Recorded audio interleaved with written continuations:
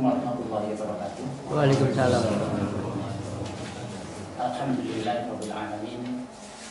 Wassalatu wassalamu ala Muhammadin wa ala alihi wa sahbihi ajma'in.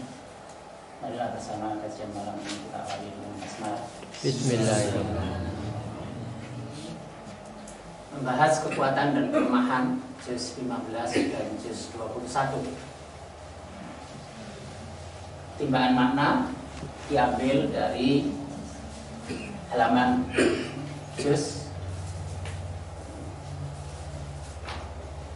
7 sampai 13 yang jumlah ayatnya pada halaman 7 sampai 13 itu sebanyak 78 ayat. 78 ayat. Ini kalau dilarikan ke surah namanya surah An-Naba. Nah, ini ada 2 juz yang halaman 7 dan 13-nya sebanyak 78 ayat, yaitu juz 15 dan juz 21. Nah, inilah yang kita kaji malam ini. An-Naba surah 78. Surah 78. Ini alifnya alif hamzah. Dan itu langsung dihitung alif hamzah 29. Hanya 2, nunnya 25, alnya 31, jumlahnya 87. Berarti kabar, berita, bisikan keras maupun bisikan lembut itu disebut An-Naba. Berita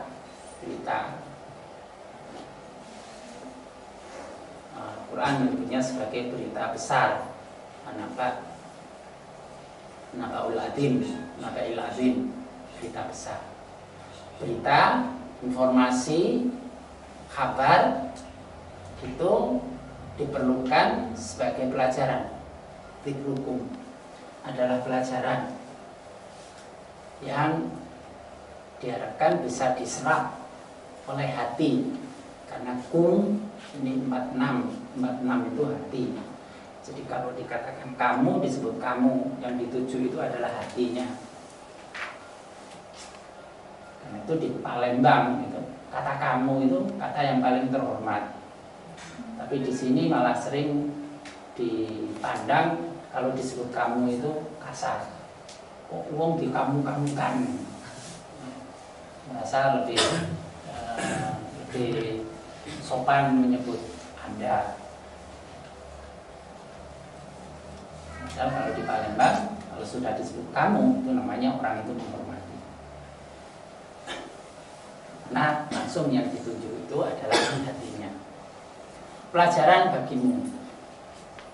Jadi yang penting itu bagaimana setiap informasi, setiap kabar, setiap berita itu bisa diserap untuk diambil pelajarannya, yang itu diterima, diolah di dalam hati segi-segi kebaikannya.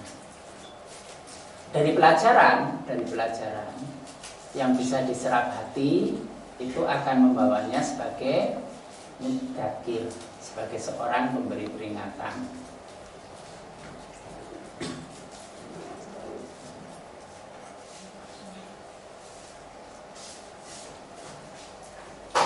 Seorang pemberi peringatan itu dia akan melaksanakan tugas. Pertama adalah tad'u. Dia akan menempatkan dirinya sebagai seorang juru dai, seorang pendakwah, seorang penyeru. Dari kata da'a menjadi tad'u, mereka menyeru. Dan sifatnya adalah bekerja bersama, karena ini bentuknya jamak. Dakwah itu tidak bisa sendiri-sendiri, perlu jamaah, organisasi. Dikatakan upaya menuju kebaikan yang tidak teratur, dikoordinasikan secara rapi, bisa dihancurkan oleh kejahatan yang diatur secara rapi.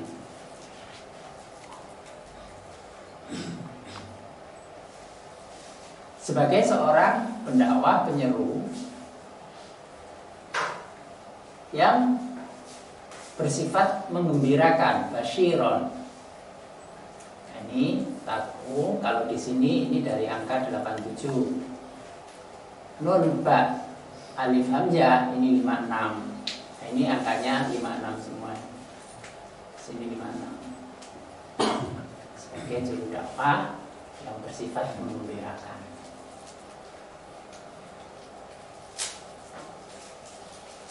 Bagaimana bentuk menggembirakannya itu?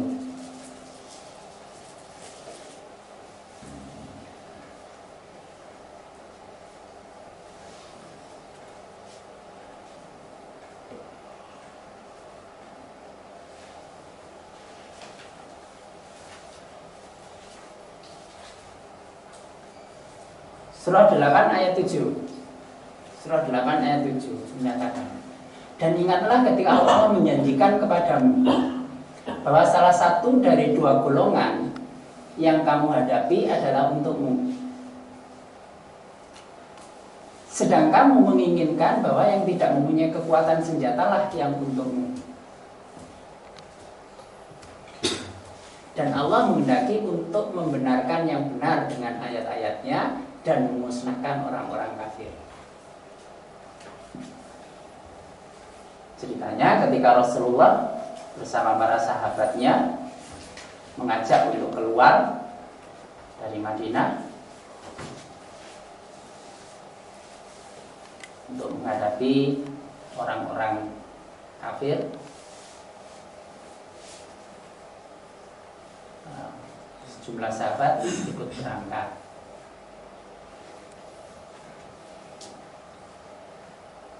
Dan mereka sebagian punya semangat karena yang dihadapi itu adalah pasukan yang tidak berkekuatan. Karena itu kafilah dagang. Kalau dicegat, kafilah dagang yang dipimpin oleh Abu Sufyan, itu mereka tidak usah bekerja keras, tapi akan banyak mendapatkan ghanimah.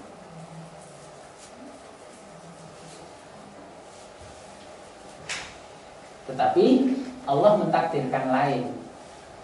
Allah mentakdirkan lain. Pengalaman Abu Sufyan dapat informasi dengan lisannya bahwa dia akan dicegat oleh kaum muslimin. Maka dia mengutus salah seorang dari rombongan itu, insya Allah namanya itu Damdam Ibnu Amr. Damdam Ibnu Amr diminta untuk segera berangkat ke Mekah, memberitahukan orang-orang musyrik Mekah bahwa mereka dalam bahaya, akan dihadang oleh kaum muslimin.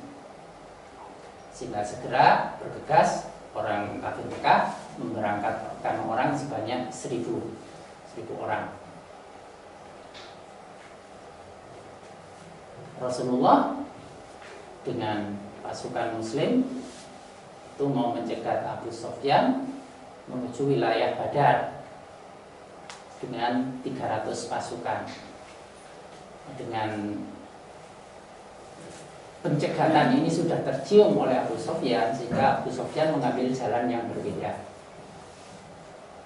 Maka Abu Sufyan tidak ketemu dengan pasukan Rasulullah. Jadi Rasulullah kemudian mengatakan bahwa Allah menghendaki yang lain, tidak seperti maunya kalian, akan mencegat kafilah dagang, akan membuat mereka memperoleh keuntungan tanpa kerja keras.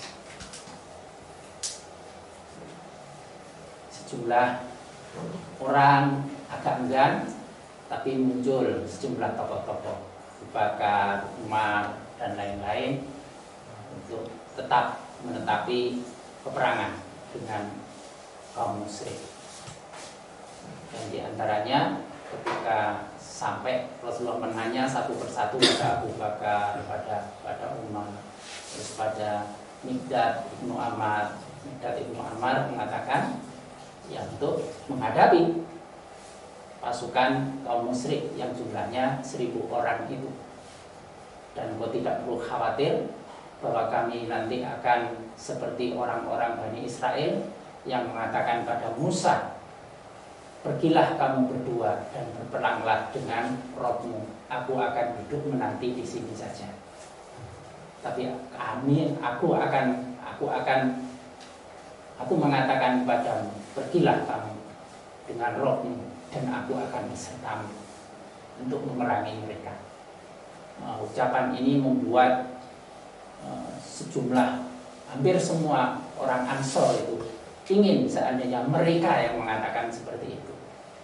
Nah, akhirnya ya pasukan 300 ini bertemu dengan 1.000 orang di lembah Badar itu. Jadi, Allah menghendaki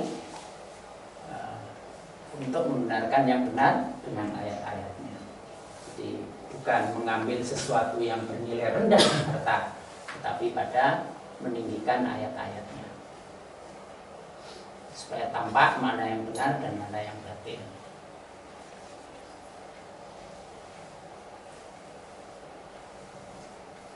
Kenapa? Karena bisa jadi yang kamu pandang baik itu ternyata buruk, yang kamu pandang buruk itu baik. Kamu bisa jadi membenci sesuatu padahal itu baik bagimu. Kamu bisa menyukai sesuatu padahal itu buruk bagimu. Antakrohu syai'a wa huwa khairul lakum, antuhibbu syai'a wa huwa syarrul lakum. Membenci sesuatu padahal baik, menyukai sesuatu padahal buruk. Allahu ya'lamu wa antum la ta'lamun. Allah yang lebih mengetahui sedangkan kamu tidak mengetahui.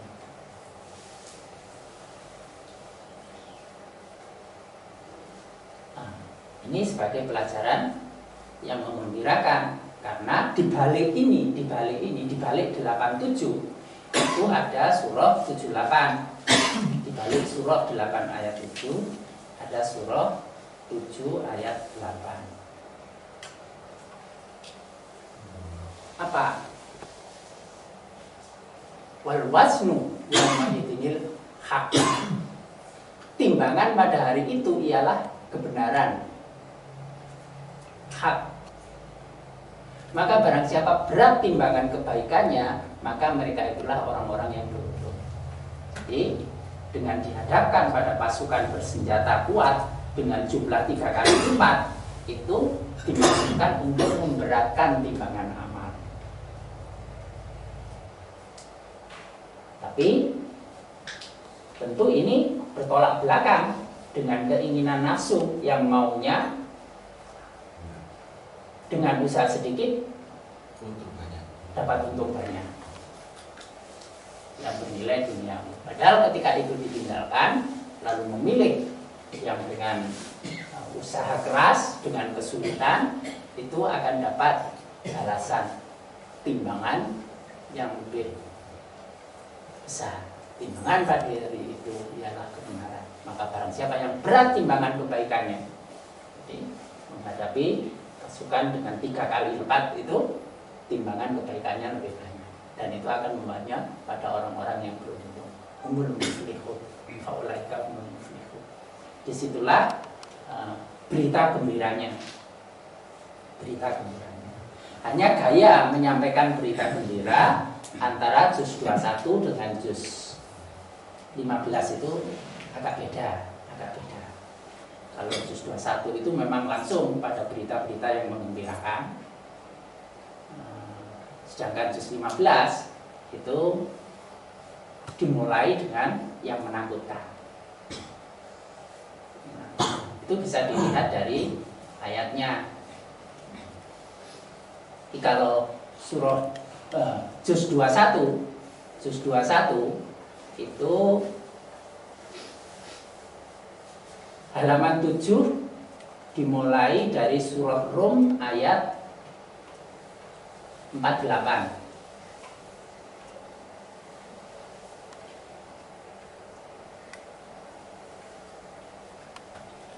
Nah, ini ayatnya mengatakan, dan dialah yang mengirimkan angin Lalu angin itu menggerakkan awan, dan Allah membentangkan di langit menurut yang dikehendakinya, dan menjadikan bergumpal-gumpal. Lalu kamu lihat hujan keluar dari celah-celahnya. Maka apabila hujan itu turun mengenai hamba-hambanya yang dikehendaki, tiba-tiba mereka menjadi gembira. Langsung membawa pada suasana yang memang menggembirakan. Tapi bahayanya ketika langsung pada yang menggembirakan, bertemu kesulitan pada perjalanan lanjut, orang tidak siap. Kadang-kadang mudah jatuh. Ini modelnya 21. Berbeda dengan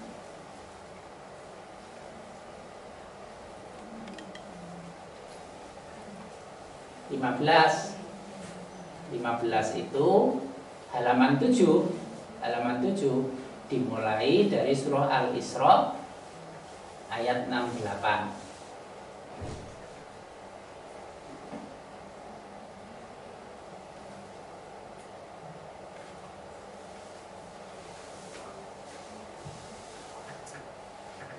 Tidak ada 68.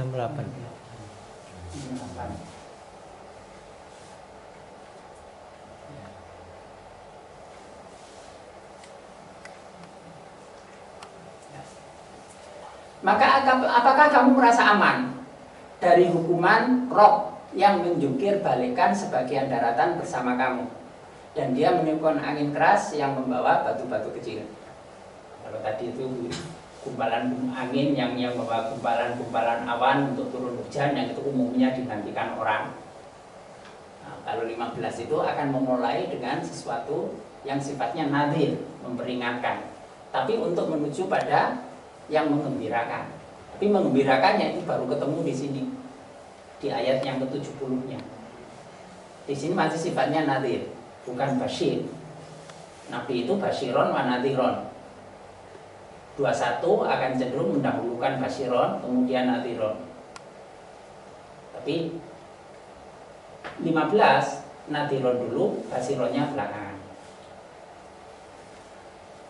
Dan bukan angin keras membawa batu-batu kecil, dan kamu tidak akan mendapat seorang pelindung pun bagi kamu. Nah, ini supaya orang itu lebih hati-hati dari awal dengan pemberitaan yang sifatnya bisa membawa celaka semacam ini. Atau apakah kamu merasa aman dari dikembalikan kamu ke laut sekali lagi? Nah, ini cerita orang yang di laut mendapat bahaya ombak, badai. Lalu dia meniupkan atas kamu angin topan, dan ditenggelamkannya kamu disebabkan kekafiranmu, dan kamu tidak akan mendapat seorang penolong pun dalam hal ini terhadap siksaan kami. Nah, karena ada kesadaran bahwa sebenarnya mereka itu sudah memperoleh nikmat. Di antaranya nikmat itu sudah diselamatkan dari tenggelam di laut sebelumnya. Maka diberikan peringatan-peringatan ini.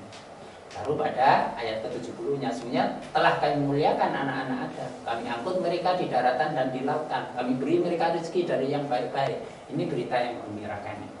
Jadi didahului pada peringatan-peringatan, karena sebelumnya itu banyak yang melalaikan nikmat. Nah, 15 juga bisa punya kelemahan, mudah melalaikan karunia, mudah melalaikan nikmat. Maka baru ingat ketika dihadapkan pada kesulitan bencana, baru kembali lagi pada tolehan ke nikmat Allah. Itu secara ringkas saja. Sebagai penyeru yang menggembirakan, walaupun ada yang mulai dari peringatan menakutkan, itu supaya berfungsi sebagai seorang pembimbing, mursyid. Dan dari awal yang banyak jadi angan-angan, khususnya yang juz 15 itu memang bertemu seorang mursyid. guru yang bukan sekedar guru, kiai yang bukan sekedar kiai, tapi yang diminta itu adalah wali yang mursida, karena itu yang ada di surah Kahfi, wali yang mursida, pembimbing yang menuntun pada jalan yang lurus, pembimbing rohani.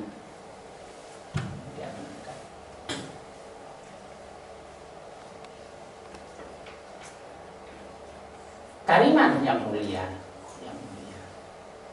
menyeru dengan kabar gembira untuk menjadi pembimbing, dan awalnya dia akan rindu untuk bertemu seorang pembimbing yang mulia. Dan kalau ini dijalankan, bisa mengambil pelajaran, tampil sebagai seorang pembimbing, sebagai juru dakwah yang menggerakkan, dia pun akan menjadi pembimbing yang mulia.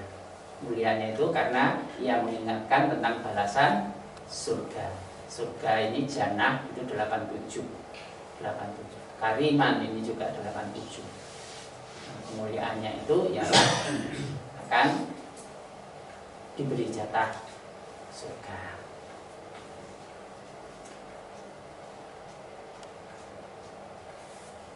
Karena surga itu ya memang tempat yang sesuai dengan fitrah manusia, karena cermin dari 87 ini adalah 78 fitrah.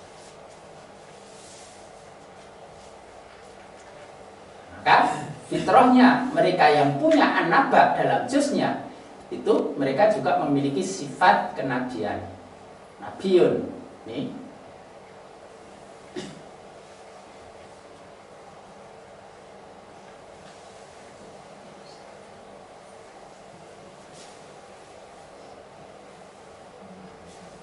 Nabian mestinya. Berapa ya? Ini 87 ya?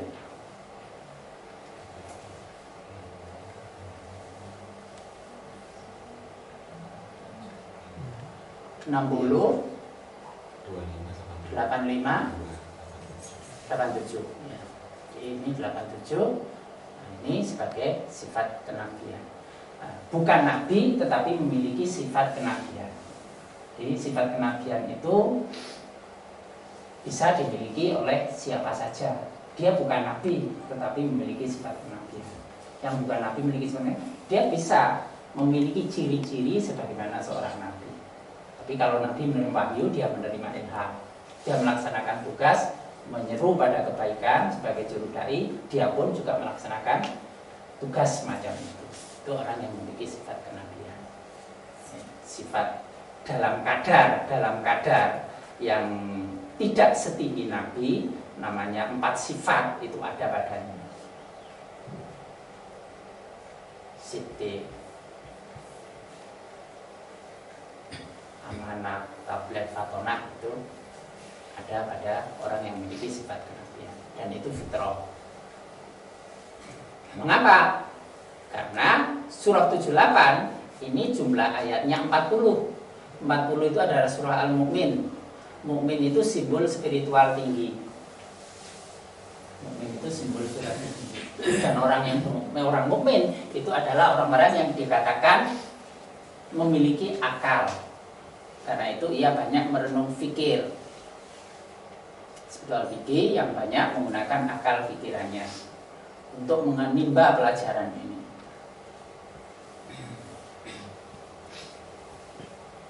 Yang itu semua supaya bisa mendapatkan ampunan dari Allah. Karena surah 40 itu juga disebut sebagai surah Ghafir,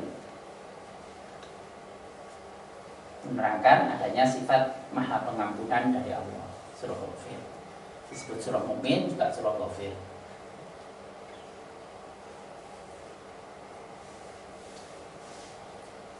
Surah 40 itu jumlahnya 85. Nah, karena dengan spiritual tinggi, dasar dorongan spiritual tinggi, memanfaatkan akal pikiran, dan setiap kali banyak memohon ampun ke Allah. Nabi itu kalau menang itu bukan pesta pora merayakan kemenangan, tapi istighfar. Idza jaa nasrullahi wal fath wa ra'aitan nas yadkhuluna fi dinil afwaja fasabbih bihamdillahi wastaghfir. Mohon ampun ke Allah. Dan setiap berhasil, walaupun itu usaha kebaikan, itu minta ampun ke Allah. bukan pesta pora, bukan merayakan kemenangan. Harapkan, maka dia dapat petunjuk,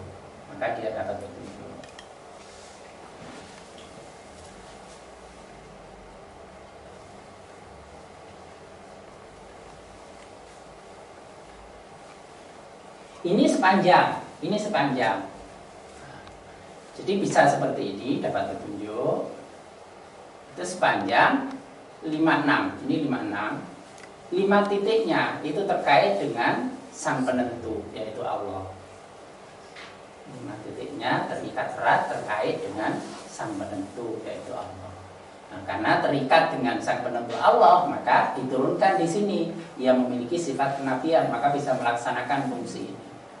Dan itu membawanya dirinya sesuai dengan dasar fitrahnya yang spiritual, akal fikir, ampunah. Maka sampai dia mendapat petunjuk, maka dia berproses berbuat sesuai dengan petunjuk itu. Ciri-cirinya nanti di bawah.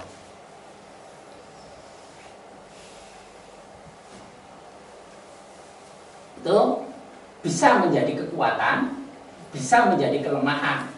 Kalau menjadi kekuatan, maka ini akan muncul. Tapi kalau menjadi kelemahan, ini tidak akan muncul. Bisa muncul bentuk kekuatan yang lain. Apa? Yaitu ketika 5 titiknya. Jadi ini 6, ini 5 titik. Terkaitnya ke siapa? 31 itu adalah kabel, hamlun. Tali pengikat kabel, hablun itu kabel.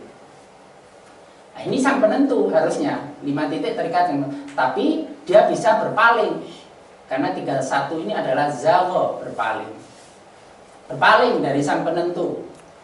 Kemudian 5 titiknya, pengikat ke 5 titiknya itu adalah aljan, jin. Angkanya 87.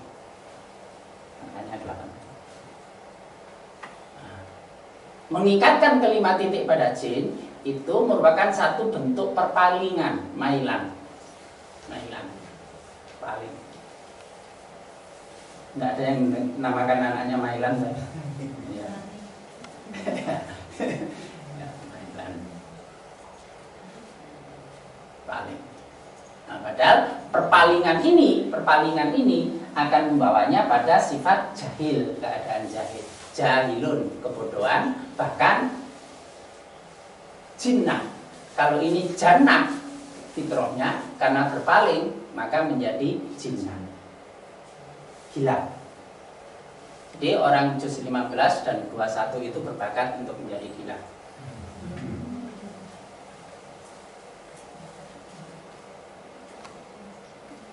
Bagaimana itu terjadi?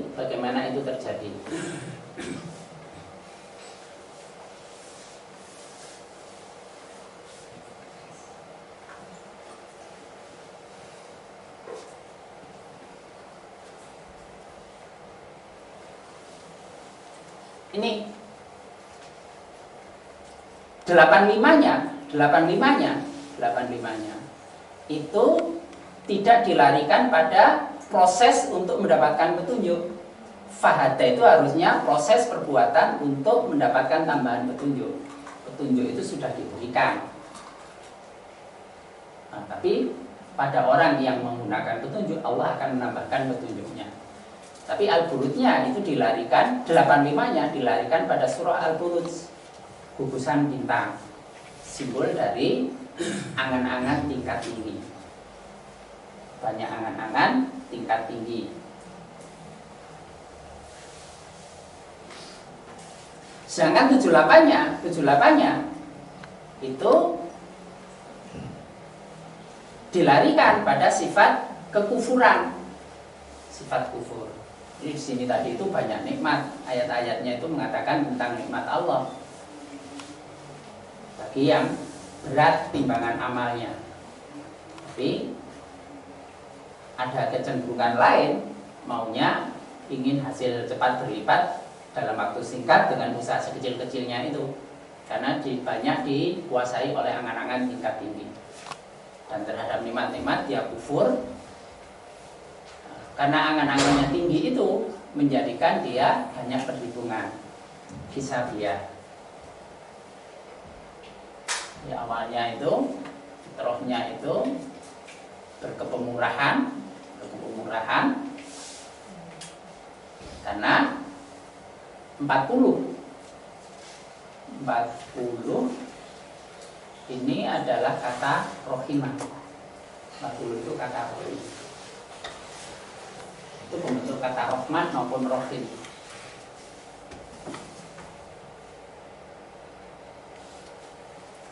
Ini 24 4 10 6 40 rohimah. Fitrahnya itu aslinya berkemurahan, tapi bisa jadi dia perhitungan. Nah, perhitungan ini karena ini al-burujnya ini 85-nya dikatakan pada al-buruj yang membawanya pada perilaku amla. Amla itu panjang angan-angan. Kata amala, tulul amal itu panjang angan-angan. Nggak pakai ain. Kalau angin ain itu perbuatan, tapi kalau pakai alif itu angan-angan. Amla panjang angan-angan.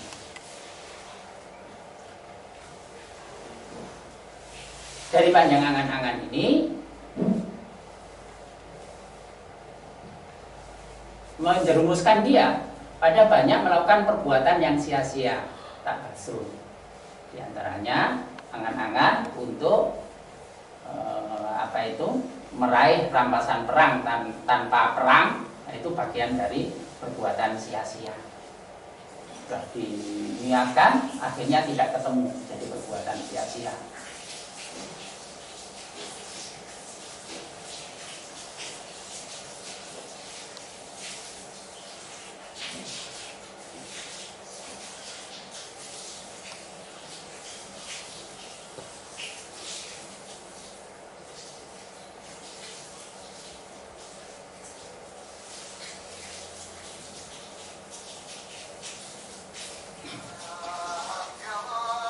Kemudian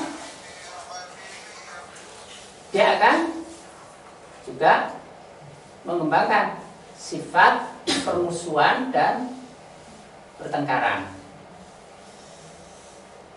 Tidak melihat orang lain itu sebagai musuhnya dan mudah sekali terjebak pada pertengkaran. Baik itu nyata maupun tidak nyata, artinya dohir maupun batin. Permusuhan dan pertengkarannya itu bisa saja nyangkut pergolakan di batinnya.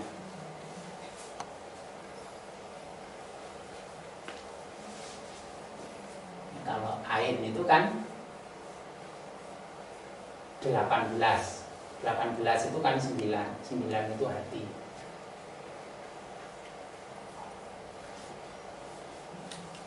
Wawu dan alif itu 27 itu hak itu langsung pada perbuatannya, musuhannya.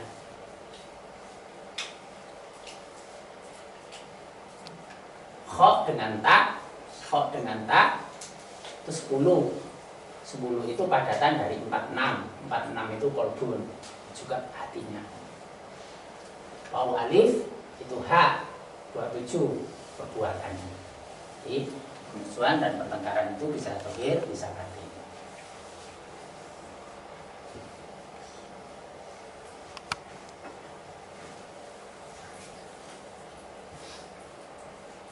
Yang permusuhan dan pertengkaran ini ya perbuatan yang tidak ditemukan di surga. Karena itu dulu Pak Munati sering guyonan, kalau sudah walaupun dia dimasukkan surga nanti nggak ketemu musuh, nggak ketemu lawan tengkar, itu dia keluar nggak kerasan di surga. Memang senangnya cari musuh, cari apa itu, melakukan pertengkaran, kalau nggak didapat di surga ya nggak kerasan ya. Masukkan surga pun itu akan balik milik darah. Di sana ada tempat untuk tengkar dan cari musuh. Yang itu akan membuatnya wahnun itu lelah, lemah. hauna, hauna itu rendah, hauna itu rendah. Nah, maka dia akan terjebak pada perbuatan-perbuatan yang bernilai rendah.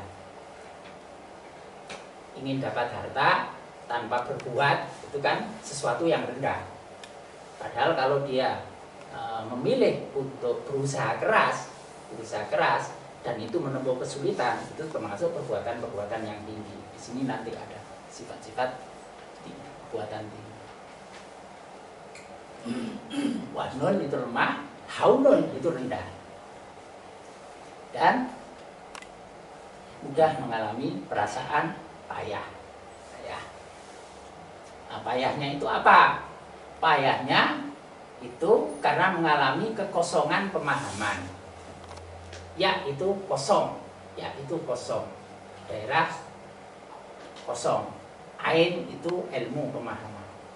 Jadi kosong dari pemahaman, itu yang membuat merasa payah menghadapi kehidupan.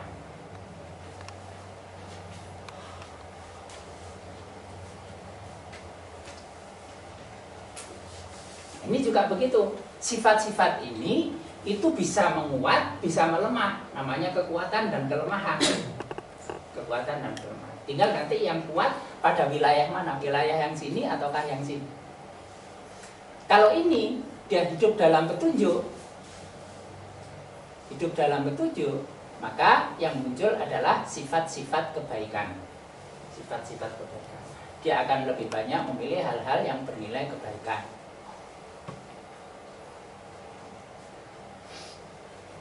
Yang hanya 78 juga. Lalu untuk mendapatkan keridhaan Allah,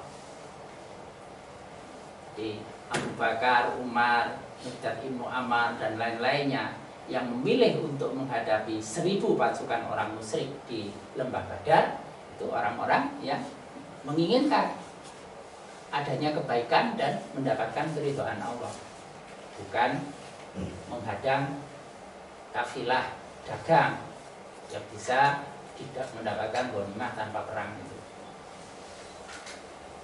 Nah, untuk mendapatkan kebaikan, memperoleh kebaikan dan keridhaan Allah, itu diperlukan sifat ini. Sabar, sobirun. Hanya orang-orang sabar yang mau memilih ini, supaya dia mendapatkan kebaikan dan keridhaan Allah. Dan itu kesabaran itu salah satunya adalah kesabaran dalam ketaatan. Orang yang berpendirian teguh, punya semangat, tidak lemah, bertahan dalam kesulitan, itu disebut sebagai orang yang sabar. Dan itu ada kesediaan untuk mati tersebut. Ada kesediaan untuk istiqomah menjalankan ketaatan. Nah, kesabaran itu dalam rangka meninggikan. Jadi termasuk perbuatan-perbuatan yang bernilai tinggi. Dia memilih perbuatan yang bernilai tinggi. Perbuatan yang bernilai tinggi itu adalah dengan meninggikan risalah, apa yang dibawa oleh Rasulullah. Menjunjung tinggi apa yang dibawa oleh Rasulullah. Nah, ini yang dibawa pada di sini tadi, melaksanakan tugas sebagai juru dai di sini, menyeru yang bisa menggembirakan. Itu diwujudkan pada meninggikan risalah untuk diambil pelajaran bagi diri dan dibawa ke pihak luar dengan memberikan peringatan. Anta mutakir, takir, innama anta mutakir. Itu dan meninggikan risalah dan membenarkan, yuhikko, hakikun, hakikat dari Al-Furqan. Furqan itu pembeda. Pembeda itu ya Al-Quran. Nah, ini dari spiritualitasnya dan penggunaan akal pikirnya, itu akan membawanya pada sikap dan perbuatan membenarkan hakikat Al-Quran sebagai pembeda itu seperti apa.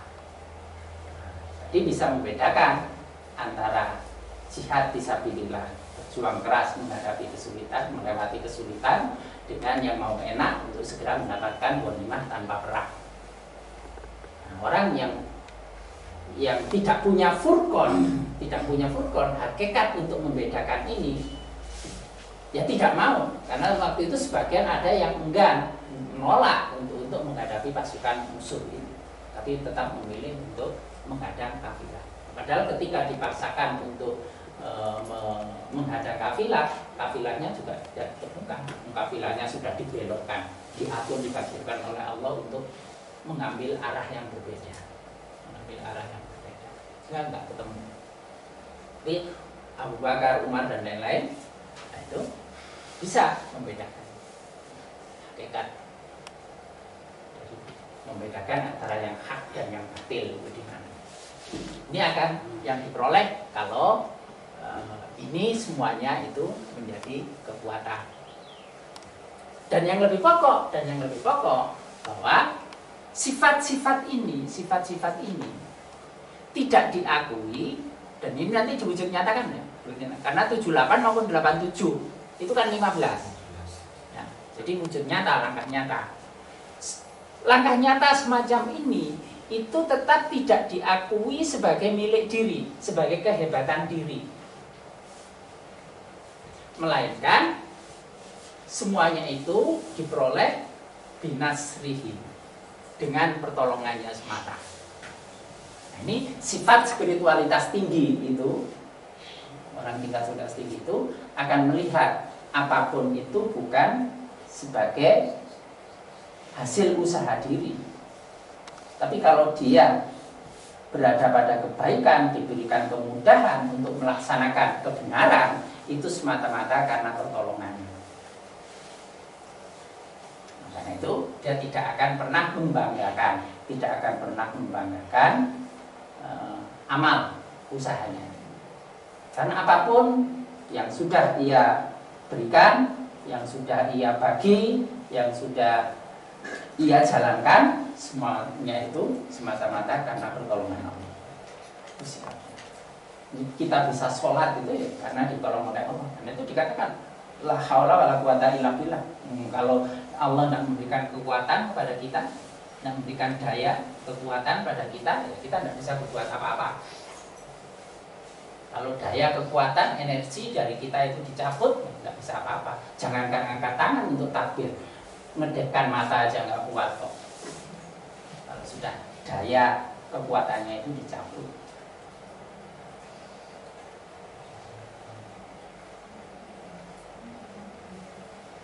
Tapi yang umum bukan nggak kuat ngedekkan mata, ngelekkan mata ngangkat.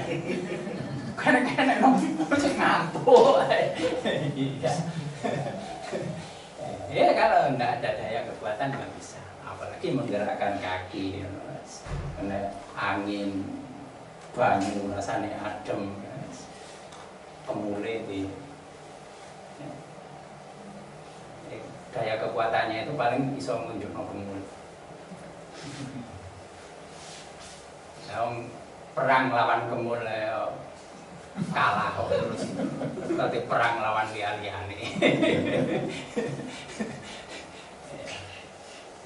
Nah, ini akan terjadi semuanya dengan pertolongan. Jadi beda antara orang yang menggantungkan amal.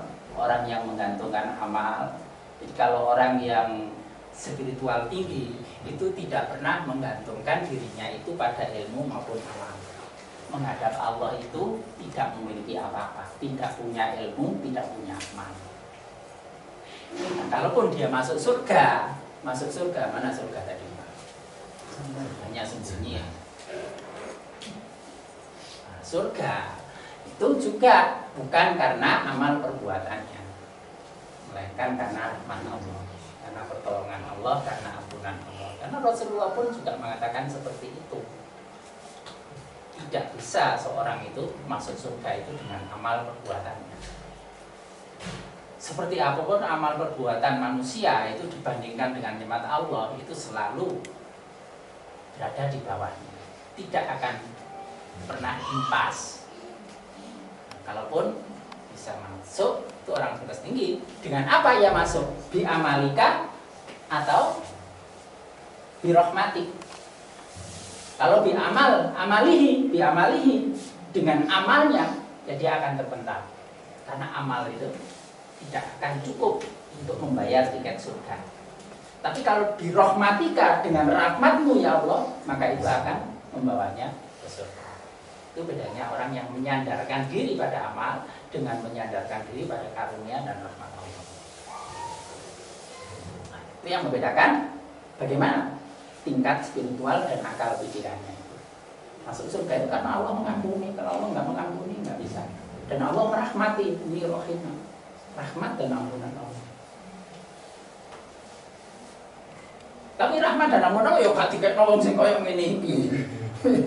Rahmat ampunan tidak akan diberikan pada orang yang seperti ini, yang kufur, banyak perhitungan, banyak angan-angan, perbuatan sia-sia, permusuhan, pertengkaran yang sampai membawanya diri lemah, payah sih tambeng ae. Tidak akan diberikan ke situ. Nah, tapi kalau ternyata ini lebih menonjol, ini lebih kuat daripada yang ini lebih menonjol, lebih kuat daripada yang ini, ya jalannya fatubu, maka bertobatlah.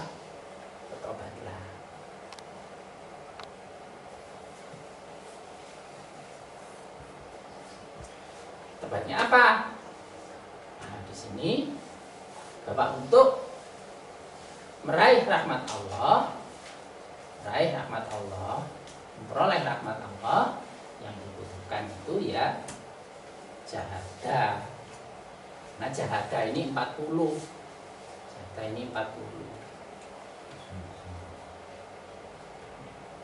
Kesungguhan berjihad. Nah, ini supaya mendapat rahmat sekaligus ampunan dari Allah. Arah tobatnya itu. Jadi yang semula lebih banyak panjang angan-angan itu diubah tobatnya itu dengan adanya jahadah, bersungguh-sungguh dalam beramal. Karena 87 atau 78 itu 15 dan 15 itu adalah huruf dot. Dot itu langkah nyata. Kalau tidak seperti itu, tidak segera bertobat dengan kesungguhan, dengan jahadah, maka yang melemah dan akan membawanya payah itu pertama adalah saraf sendi. Karena 15 itu kalau dipadat menjadi 6. Saraf sendi melemah. Terutama saraf yang melemah itu mengenai bagian jantung, darah 8. Jantungnya bermasalah, nanti akan mendesak pada pernapasan, paru-paru. Itu penyakit yang akan diderita. Tahu apa jantungnya bengkak atau apa, namanya jantung dengan paru-paru itu dekat. Salah satu terganggu itu mudah berdampak pada yang lainnya. Ada orang yang jantungnya mudah membengkak itu akhirnya dia tidak boleh olahraga secara medis. Secara medis dia tidak boleh olahraga. Nah, kalau olahraga nanti jantungnya membesar, membengkak. Ini mendesak ke paru-paru, itu sudah sesek napasnya.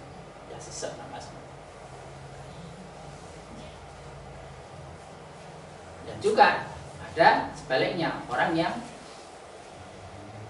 paru-parunya itu membengkak, itu juga mendesak ke jantungnya. Dia juga membuat ngos-ngosan. Tapi sebelumnya yang di sini itu banyak mengalami melemah, menimbulkan rasa payah pada saraf dan persendian. Awak pegel-pegel kabeh gitu. Kemudian yang paling bahaya ketika lemahnya saraf itu sudah menimpa pada jantung dan paru-paru.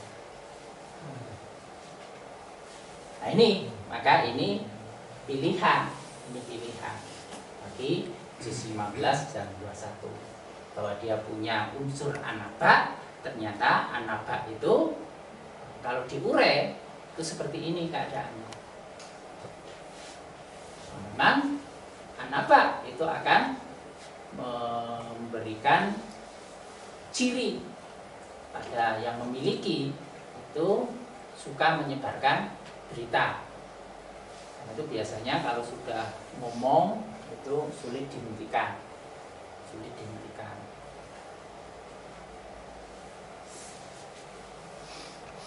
Kalau enggak ketemu ngomongnya yang didengar, berarti ramenya itu di dalam. Karena 80 ini, 88 titik itu kan dal itu hati. Tampaknya diam, tapi di sini kemerungsung orang tintik. Terus ketemu wong wis pisang sik terus ngomong dhewe. Nah, itu akibat apa? Nah, dia suka ngambil ini berpaling. Ini secara dohir juga akan tampak juz 15 dan 18 mungkin tidak disadari sering kalau berbicara dengan orang itu dengan memalingkan muka, tidak menghadap lawan bicaranya. Itu bisa perpalingan secara dohir maupun perpalingan secara batin juga.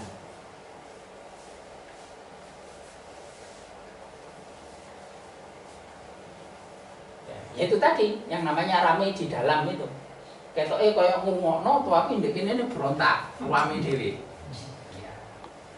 Sudah itu juga sering saya temui. Tampaknya santun, tampaknya apa itu? Tawadhu.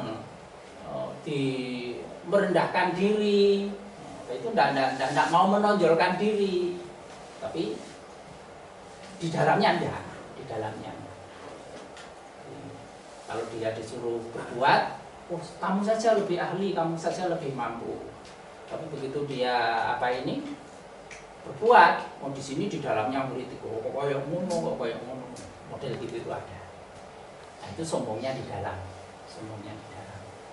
Itu yang lebih repot begitu itu, karena nggak mudah orang lain untuk memantau dan mengingatkan mursidnya.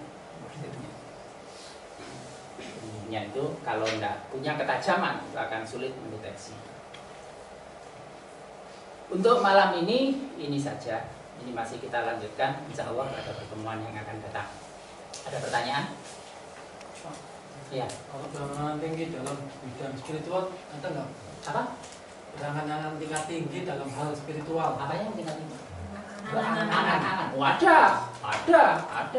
Angan-angan tingkat tinggi pada spiritual banyak. Malah yang terjebak gila itu justru spiritual, berangan-angan di spiritual tingkat tinggi ini. Di antaranya apa? Dia masih pada tingkatan asbab tapi sudah berangan-angan seolah tingkatan tajrid. Orang asbab itu masih tingkah lakunya itu masih terikat pada hukum sebab akibat.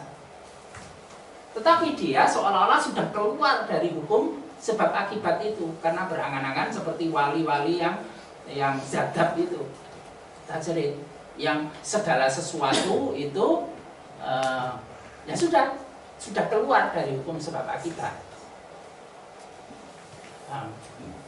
Mari contohnya ada orang usaha gagal terus berangan, rupanya aku gak oleh usaha menengah. Karena tingkatannya itu sudah supaya lebih banyak mengabdi ke Allah gitu. Nah, padahal usaha gagal yang pengen usahanya gak bener. Ini loh, di sini nggak bener. Keilmuannya nggak ada, nggak dijalankan. Tidak mengembangkan keterampilan, ya gagal terus. Tapi terus berpikiran. Rupanya saya memang sudah disiapkan Allah untuk tidak banyak terlibat pada duniawi, saya lebih pada yang bernilai rohani. Itu bagian dari angan-angan spiritual. Dia masih tingkatan asbab tapi seolah-olah sudah tingkatan tajrid. Itu dari hawa nafsunya. Itu malah yang harus hati-hati. Baru berbuat sedikit sudah mengharapkan sesuatu yang besar.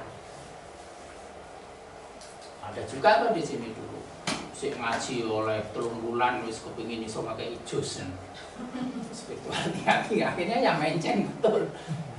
Di pondok-pondok itu kan banyak seperti itu.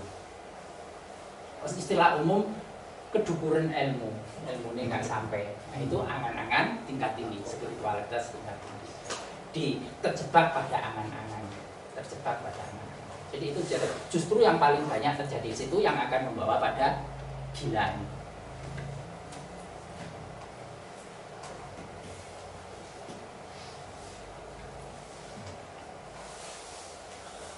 Ada pertanyaan lain? Pak, Ya. kalau kebalikannya Pak, jadi bukan gagal, malah berhasil Ya. sampai pada titik tantangannya kayaknya sudah enggak itu. Terus memutuskan untuk misalkan entah itu nyepi atau itu juga bisikan spiritual, angan-angan atau gimana? Ya, itu bisa terjadi kedua-duanya. Nah, kondisi batiniah itu yang menentukan. Bahwa tipis antara rohaniyah murni dengan rohaniyah yang masih dibungkus oleh nafsu. Cirinya apa? Ketika bisa istiqomah, itu tidak mudah terpengaruh oleh suasana yang berubah, oleh keadaan yang berubah, insya Allah itu yang lebih selamat. Tapi kalau masih mudah terpengaruh, naik turun, itu di situ masih ada nafsu. Cirinya itu. Nah, kadang-kadang masih yang banyak terjadi ngaji si awal-awal terus langsung angan-angannya melambung. Terus jadi wong supaya sing apa itu? Sing hebat-hebat sing ahli ibadah tingkat tinggi. Tapi barang wis ibadah sak menit tahun kok urung oleh apa-apa, iki bener apa enggak ya? Sudah morot ya. Itu yang banyak terjadi itu berarti akhirnya mengalami yang namanya futur. Dalam dunia rohani disebut futur. Jadi melemah terus putus asa. Dan itu ada yang sudah ngaji 9 tahun begitu keluar jadi preman, itu juga ada. Lebih dari 10 tahun keluar malah jadi preman itu ada. Di Makassar pernah saya temui. Tapi akhirnya dia tobat lagi. Nah ini sulitnya itu kan itu toh. Antara yang hak dengan yang batil itu jaraknya itu kadang tipis. Nah, sekarang antara rahmat dengan laknat itu saja jaraknya berapa senti? Suami istri berhubungan dengan cara yang benar itu rahmat Allah. Suami istri berhubungan dengan cara yang salah, laknat Allah.